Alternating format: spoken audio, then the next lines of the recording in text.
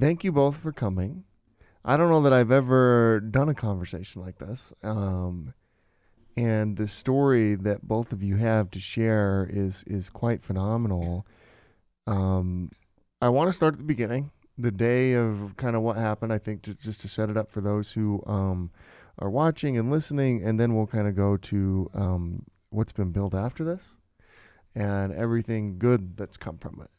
But Joe, why don't you start with day of, and then we'll bring you in as well as we go here. Sure. So this was this experience was last January, almost coming up on 2 years.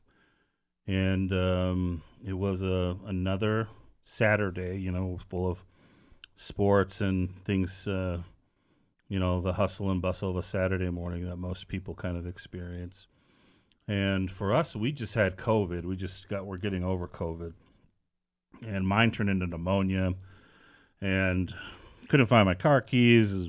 I think it was one thing after another where just setting up to be kind of, just one of those days. Finally found my keys. We're already running late for this basketball game that my youngest daughter had at the junior high. And so when we finally found the keys, we're driving and to get to this overpass. To get to this place where we play basketball, we have to drive over this overpass. And we've driven over it hundreds of times before that. And this particular time, when we passed, we saw this peculiar dude park his car on the overpass. And so kind of it's one way each lane. So it's anyone parking there kind of blocks, the traffic. So that was kind of why I was like, what is going on with this guy? My kids were actually the ones who were like, wait, Dad, let's stop. Let's pull over. And I said, no, we're already late for this basketball game, But I said, okay, I'll slow down. I slowed down, just passing, and kind of was looking in the mirror. My kids were looking out the back window. And maybe 10 seconds, 8 seconds passed, and this guy jumps over the fence like a ninja. So fast. And when he jumped over the fence, there's this protective, this fence, its, purpose is to have people not, make it difficult for you to get on the other side of the ledge.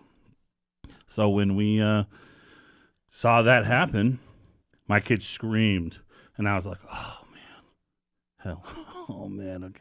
So I whipped around in my car, parked behind his car.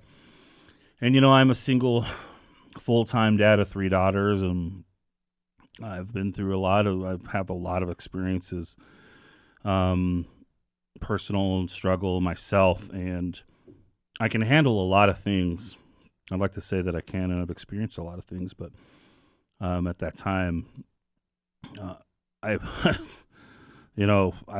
complete fear took over me at that point. I looked at my oldest daughter sitting in the front seat, and I said, you call the police. I looked at my daughters in the back seat, and I said, you guys just stay here. I'll take care of this. So my kids' eyes and ears, oh, dad's got this, like he has everything. And man, I opened the door, and I kid you not, closed the door. The first feeling that I had was, I'm going to puke all over. I'm going to throw up right now. And then it evolved. And I'm telling you, this is like within 3 seconds, 4 seconds. And then I thought, I'm going to pass out on this overpass right here in front of my kids while this is happening. And so I said a quick prayer, and I was like, oh, please, Lord, please let this guy know your love for him.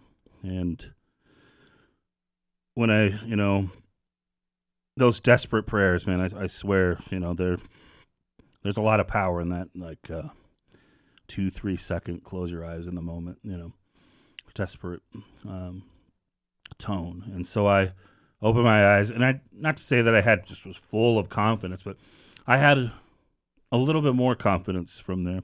So I was thinking, man, I'm 6'3", 300 pounds. Like I could actually, just being me, looking like me, I could make this situation worse than what is already happening.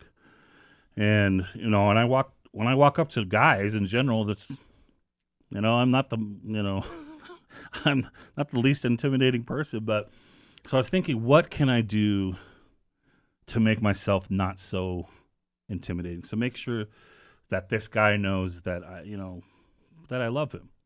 And so I thought, okay, I'm just gonna open my arms to him, and and be as least aggressive, show the least amount of posture aggression. It's not possible you can. So, and by the way, on an overpass, it's so loud. Like, if you haven't walked like on a sidewalk over an overpass, it's so extremely loud. And so it was Saturday traffic, early Saturday afternoon, and so I began to walk towards him with my arms open, and I was like, "What should I say to this guy? What can I possibly say to let him know that I love you?" And I had a string of, "Joe, you're not good enough. You walk away. You're late for this game. You are not a professional. You're going to make this worse." I did have this very huge doubt about myself and in this situation. My own personal mental health, I have severe anxiety. I have to carry a lava with me I sweat a lot. And I began to sweat profusely, and I was doubting myself. And, then I had the feeling just telling me I love him. And so I slowly walked towards him. He was probably about, 15, 20 feet away, not too far. And I started walking slowly towards him with my arms open. And finally got to a point where he could hear me because it's so loud. And I was screaming, "I love you, bro." And I said it maybe 6 or 7 times until I finally got right beneath him. He's standing on this ledge, and I'm below him, and I just had my arms open to him and said, "Man, I love you, bro." And he was so...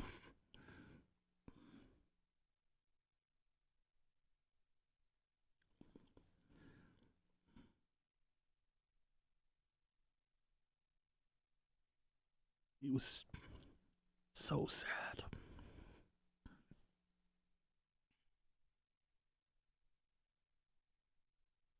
And I could feel how sad he was. And I just kept saying, "Oh, I love you, bro." Not any scripture or motivational speech or, anything like that. Just, "I love you, bro." And then I got to a point where he started frantically looking between the freeway and me, back and forth. And I just remember his tears just falling from his face. And so I, of course, started crying. I'm very, I wear my heart on my sleeve a lot, but I just remember his tears falling from his face and how upset he was. So while this frantic moment was happening for him, I was like, I had a feeling I'm just going to grab this guy. So I jumped up there and grabbed him by the hood and by the belt. And luckily he kind of helped me. I think at that moment he wanted to come with me, and I lifted him over and had him in my arms, and we slid down this concrete embankment to the safety of the sidewalk. And I just sat there, man, and I just held this guy in my arms, perfect stranger, and just loved him like he was one of my kids. And we had this perfect, I want to say, time is so relative, and it was just, I want to say it was like a minute or something, just perfect peace that I had, and he was holding on to me. And I said, I just kept saying, "I love you, bro. I love you, bro." Crying with this guy. And then there was this, moment where I liken it to like society.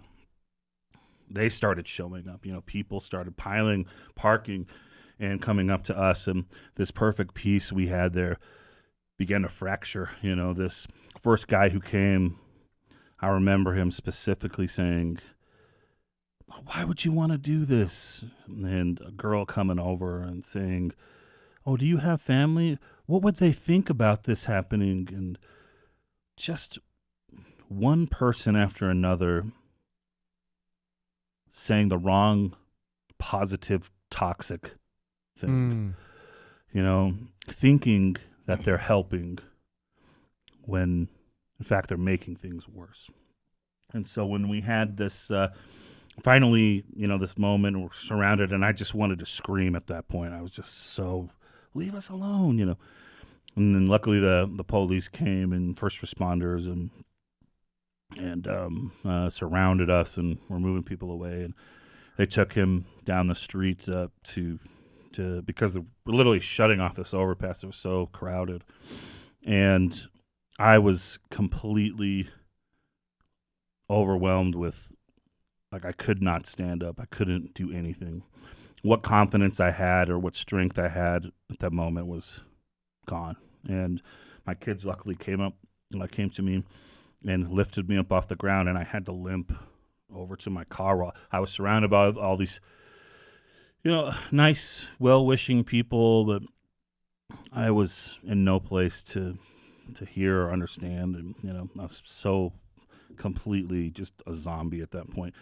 And got in the car, and the only thing I could think of was I looked at my daughter and I said, "Do you still want to go to the basketball game?"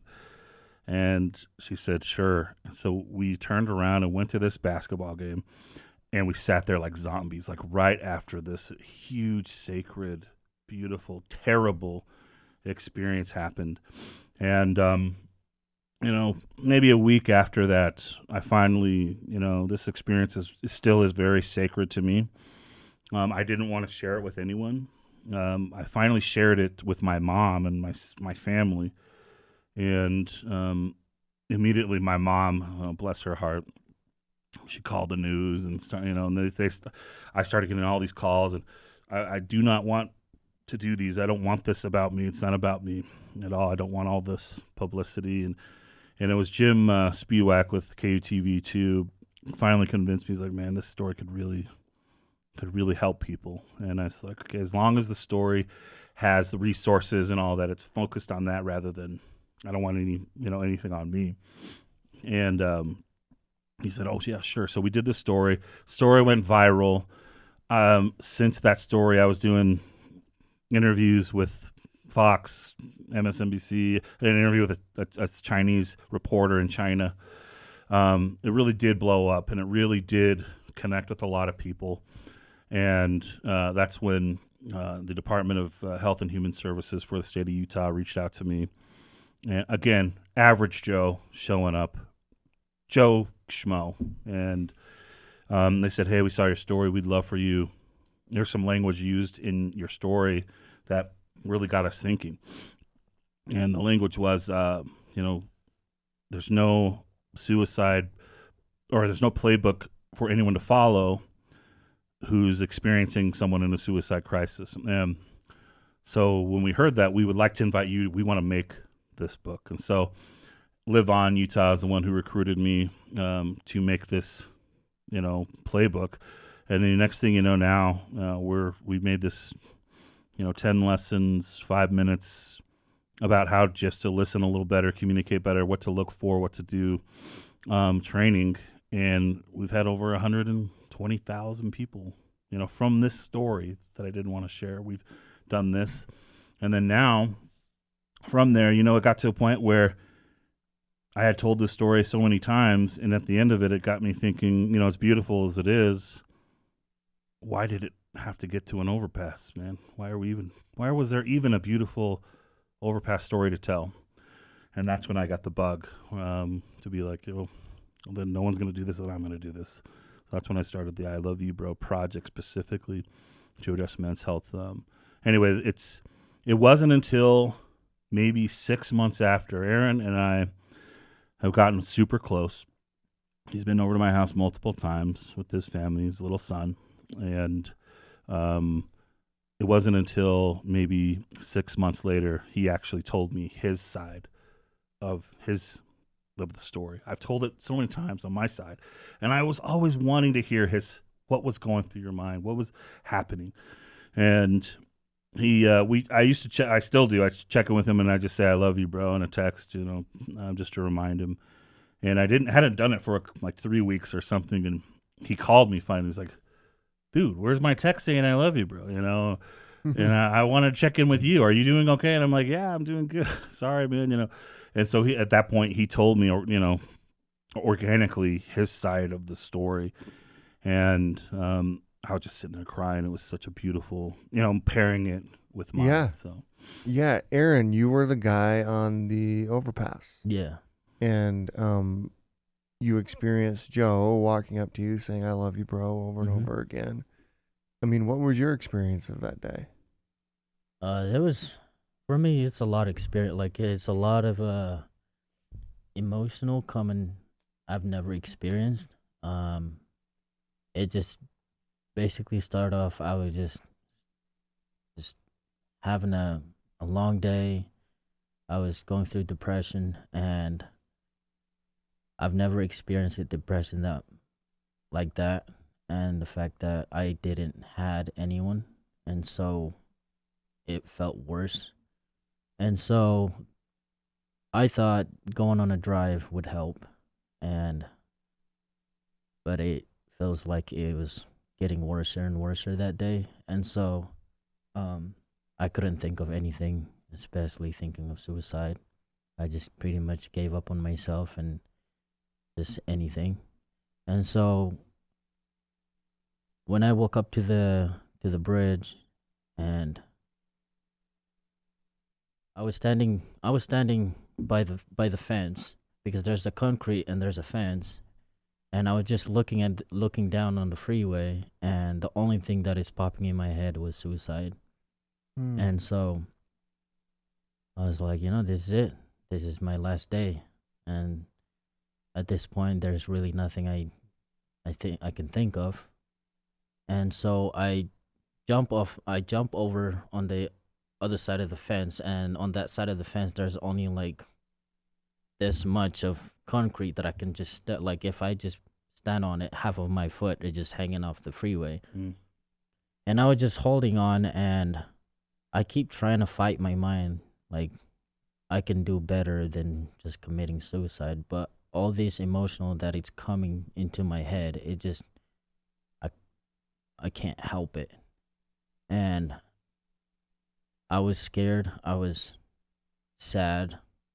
I have a son. I just couldn't think of my son at the moment, and until I heard Joe saying, "I love you, bro," and like, anyone can just come up to you and say, "I love you," and it just depends if you can take it or not.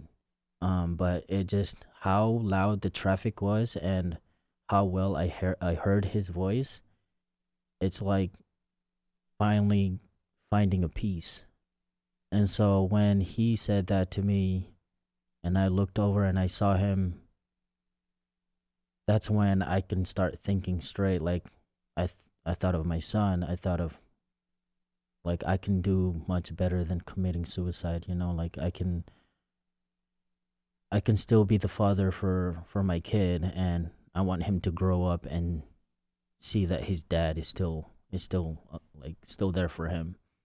And how well I heard Joe's voice, and when I looked over, he was like 5 feet away. Like, and the traffic was so loud, like, you can't really hear anything, but I heard him really well. And how the traffic, how loudness it is, like, it's like the only thing I could focus on is Joe's voice and how he was talking to me. And that's when I wanted to come out. Like, I wanted to get back on. I don't want to commit suicide. And I was just so scared. I was shaking so bad that I felt like I'm just going to lose grip on this fence and I'm going to fall off. And the only thing I remember was me on the ground with him, hugging him, because I couldn't remember how I got off the fence. And we're just he was just holding me, and I was just crying. That's when all my thoughts are coming back in, and I was telling myself, I was like, this is the dumbest thing I've ever did to me. Like, I've never got to a point where I wanted to commit suicide. Like, I've had worse day. I've had, like, but I've never had this time where I wanted to just end my life and, be done with it. But everything happened so fast. Like, I know that he was holding me on the ground and he was talking to me, and right when I opened my eyes, all these people were just everywhere, and I couldn't really think straight at that point. But yeah, like that day, it was one of the most scariest experience I've had in my life, and I'm really thankful that Joe was there that day, and he helped me able to spend time with my son, and able to see my son grow up as I continue life.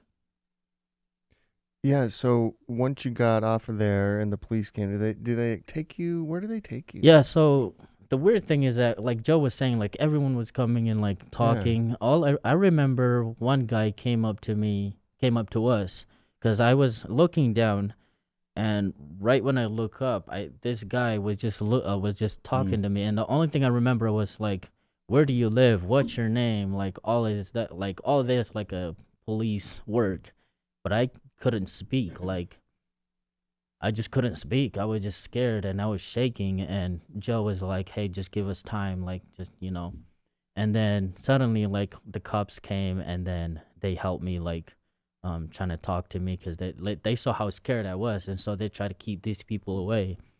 And so they were like, "We need to get you into the ambulance so that you can get away from all this." And so, I don't really remember a lot of stuff going on, but I know that they took me they put me in the ambulance, and I didn't know where Joe went.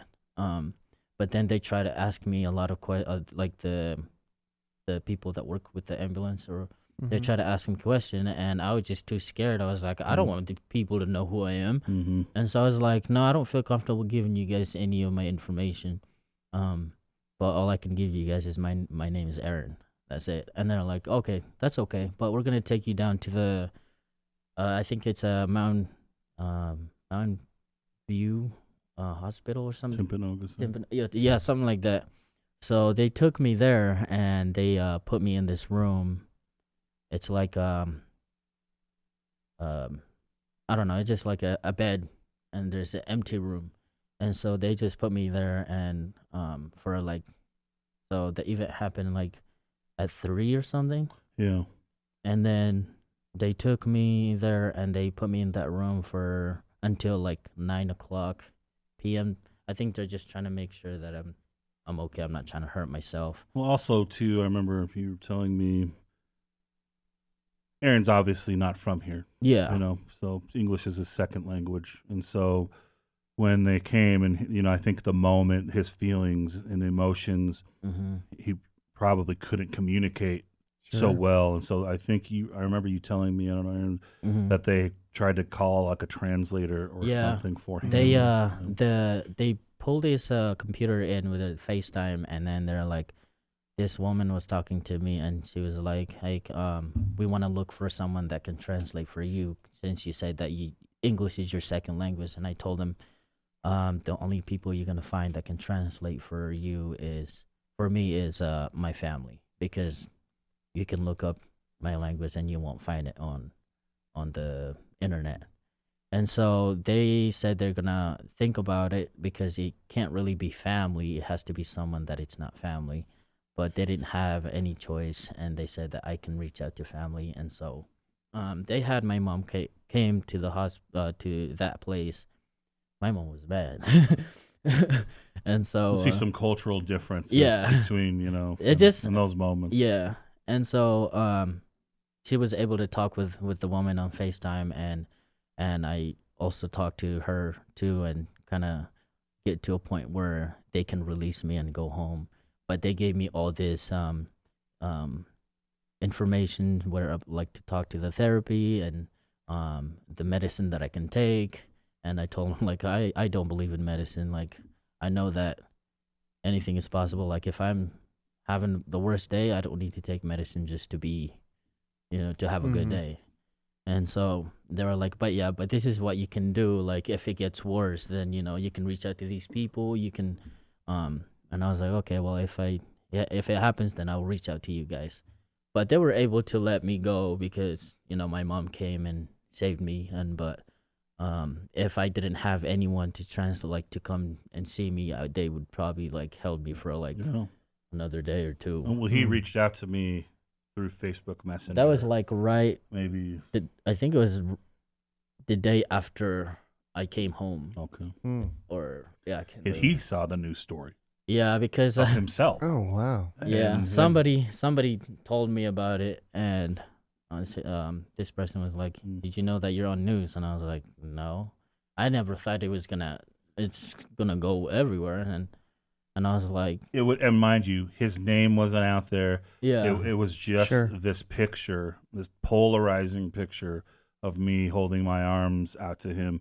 So it would take probably his mom or a brother to actually figure out that it's him. And so someone saw him and his family, told him about it, and then he reached out to me, and my name just happened to be connected to the story. Then he finally reached out to me, and I remember when I woke up to the message, it was like 5 a.m. Yeah. And I saw this, and I was hoping I would see how he's doing, and he, first thing this guy says on this message, "Hey, I'm the guy. Thank you so much for saving my life. I'm sorry that your daughter was late for the basketball game." This guy. And I'm like, what? And I'm crying reading this message, or how are you, man? I would love to have you come over, and let's connect without all of the hustle and the bustle. Yeah. And so he came over, I don't know, a couple days after that, and I sat there and just listened, man. He talked to me for like 3 hours just about what was going on and whatnot. But that day was just the beginning of a really powerful, I want to say, brotherhood. What was it like when you saw your son again after that experience? I cried. Like when I saw him and the way he's looking at me, it breaks my heart to think that I was the dumbest person in the world trying to commit suicide and not think about my son. And how old is he? He's 3. He's gonna turn 4 Okay. On February 21st. But yeah,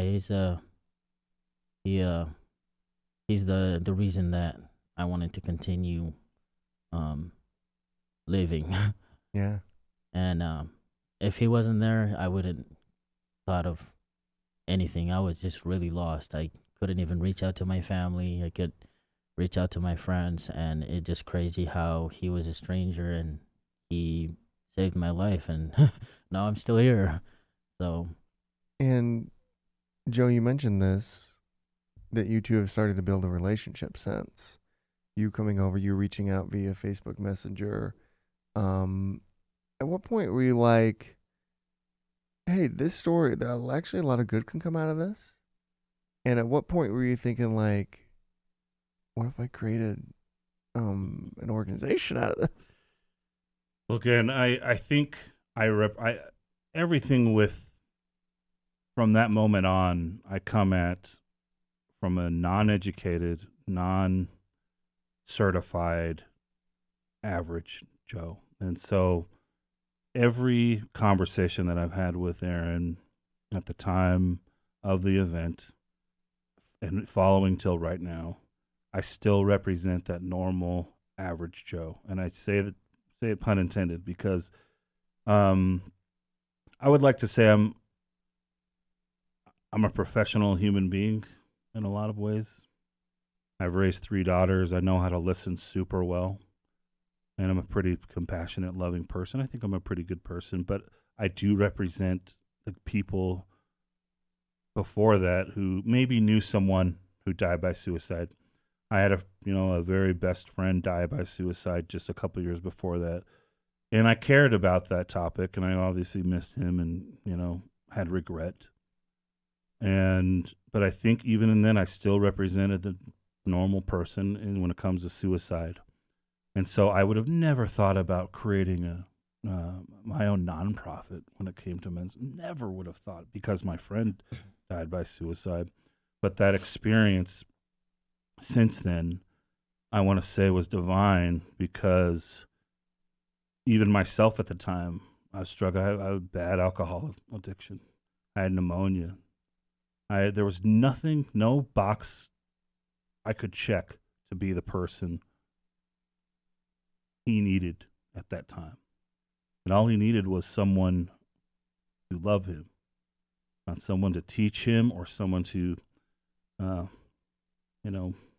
again, to motivate him or talk him down, so to speak.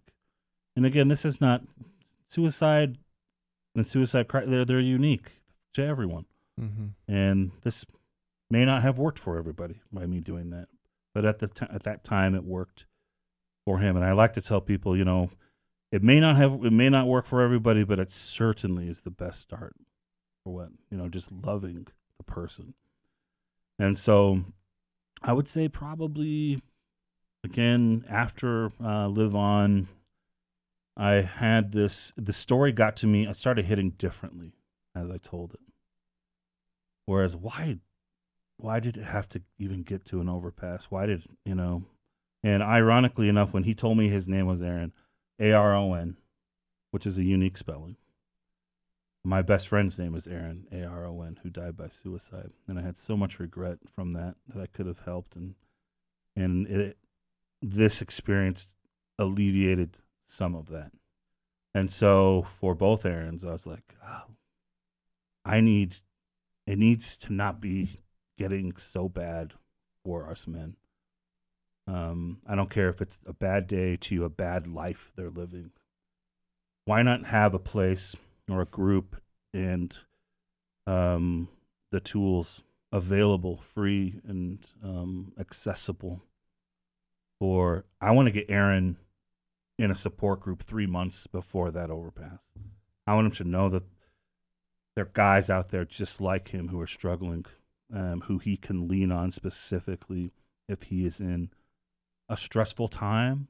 It doesn't have to be in a suicide crisis. We will always, defer to 988. But supplemental to that, guys should feel comfortable talking to someone. And if you don't feel comfortable talking to your wife or your parents or your kids or a best friend, I want to make it possible for you to talk to somebody on your average Joe level. And that's where the I Love You Bro project came a bit. And now I got the bug. And I feel like there's just no turning back now. There's just no, this is what I do and this is what I care about the most. Aron, what's it like to see your story become a movement? Well, I just never thought my story would be that important. I just never thought it would go on the news. I thought it would just go and be like people, like, because I'm not from here. Like on the island, that happens. They care about it. Like it's not like like the event happens, and then it just never, it doesn't spread out because it stays in the family. It doesn't. Mm-hmm. So for me to experience like this going everywhere, everyone knows about it, and it's just so new to me, and I just don't really know how to handle it in the first place. But now, the more I think about it, I feel like it could really help a lot of people that are struggling with like depression, anxiety, and maybe if they read the articles, what happened, maybe it could give them a little bit peace of mind to, like, there's still ways, you can get to a point where you're about to give up life, and there could be something that could help the person out, and I'm actually pretty glad that he reached out to me, and we people like come and interview us, and I'm there to like kind of talk about it. I'm not professional at anything, like especially like with suicidal stuff, I'm not very good at it. I experienced it, and I had a different ways where I able to defeat the suicide, but I don't know how people are and how they take it, in their ways not to commit suicide, but I was able to experience it, and I want to help people, maybe help people know that there's still ways, instead of giving up life. Well, there's still obviously within his family and the people where he's from, in my culture, in Samoan culture, Polynesian culture, they're very close when it comes to things like suicide, which is, you can get your ass whooped talking about feelings like that. Yeah. Or shunned, and it's similar, I think, in the U.S. on the mainland. I think it's more like shamed rather than smacked. And so with him being able to talk just like now about it is such a huge step. I never wanted to tell. I never shared his name. I didn't say anything about him. But as I've gotten to know, Aron and his family, and he's gotten to almost through me, gotten to feel more comfortable talking about it. Again, because I didn't want to talk about it even, let alone you're ashamed of having to be like he felt. That message to me had so much shame, like context, so much coming from a place of, I am so sorry that I had these feelings manifest. I'm sorry that it interrupted your day. And I think that represents a lot of people who are feels like that, where he didn't have someone to talk to connect with. He didn't have his own knowledge or tools to help himself in any way. And it took an average Joe, just a guy, just to remind him that he's loved. And I thank the Lord that that's all I said, honestly. You know what I'm saying? Like, because I think human nature, you want to say the right thing at the right time. You want to be the right person that person needs to be, or to hear or to be comforted or whatever. And my advice is, as we have grown closer, is that now I may not know. Aron and I don't hang out really. We'll see. I'll take him to lunch and we'll go do things. That's almost beyond our relationship now, is beyond friendship. So I see a lot of these people. Oh, hey, my door is always open. You can always count on me. No, we can't.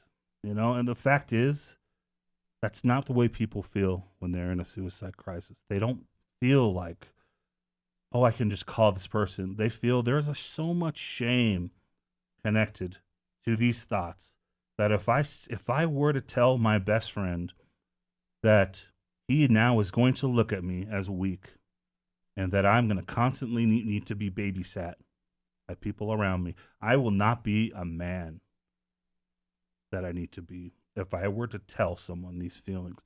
I know people who are listening to this, guys, I know that they can connect with that because I feel that way. Or if I just show this inch of vulnerability, that I will be judged by and from that vulnerability for the rest of my life. And so now that he and I are both talking about it, like you said, he doesn't need to know a lot about the details or share a lot. He just is now able to speak about it. And that to me is the miracle, because having someone who suffered from suicide ideation, just them being able to admit, and I say that admit, it sounds terrible, but to speak out about it, that, you know what, I had this moment, or I have these moments, and this is what I thought was the best for me, is this thing. So I do not judge. We cannot judge people who have died by suicide. We cannot judge people who've attempted because you don't know what that person's feeling. It's not the same. That's why it's not called the I understand you, bro project, because I don't understand you. No one understands exactly what you're going through. It's called I love you, bro project, because that's where you should start. That's where the source of all real understanding, all real learning. And as we've gone through these with the project, and now we have these support groups called Courage to Bro. As we've had these Courage to Bro groups, support groups, all these guys, man, they have so many different diverse struggles. They're going through divorce, return from war, pornography, just so many different addictions, but they all tend to point sometimes or lead to this suicide ideation. And I look at them each individually as I invite them to come next week. That here you're not able, or here you're not supposed to necessarily make friends. You make connections that I know I can call Aron. I don't need to hang out with him all the time. I don't need to be talking to him. But I know when I'm struggling, I can call Aron and be open with him. And he can call me if that's what he needs. Not when he's on an overpass, but when he's at home or at work, sitting at his desk saying, what the hell am I doing with my life? Maybe he can reach out to me at that time so that we don't have to get to an overpass, or at least limit the overpass visits and the overpass experiences. How do people get involved? So with the I Love You Bro project, for what I do have a lot of people who said, hey, Joe, I can't donate, but I'd like to help. If it's a guy, I say, show up, come to the group, experience it. I have some friends who, Joe, hey, I want to take you to lunch. I want to hear about what's going on. I don't have my boundaries these days. I don't have enough emotional energy and time to go to lunch with a lot of these guys. So I tell them, come to the group. You want to catch up with me? Come to the group. I don't care if you're struggling. I don't care. Just come. Listen. Share if you feel like it. That's when I feel like I can go there and share with these guys that I'll die for now. I've just connected with. So if anyone listening wants to be involved with the I Love You Bro project, we're in the place right now where funding is crucial. We're in the grant application for processes for different grants, and they're long and tedious, and to apply for. So really, it's just our own money, my own money that I've been spending for this, but kind people who have donated, they can go to iloveyoubro.net and make a donation there. But seriously, if you want to really help, sharing the word, sharing the opportunity, we meet every Wednesday night. The iloveyoubro.net will point you in the right direction. But if you're listening there, we are having support groups every Wednesday night, 7:30 to 9 in Provo. And I'm going to be starting a Courage to Bro group in West Jordan at the end of the month. And we'll meet and we will share and we will vent and we'll connect. And that is a good first place to start, I think, for us. Well, this is so incredible. Aron, thank you so much for being here and sharing your story and talking to us. Seriously, it's inspirational.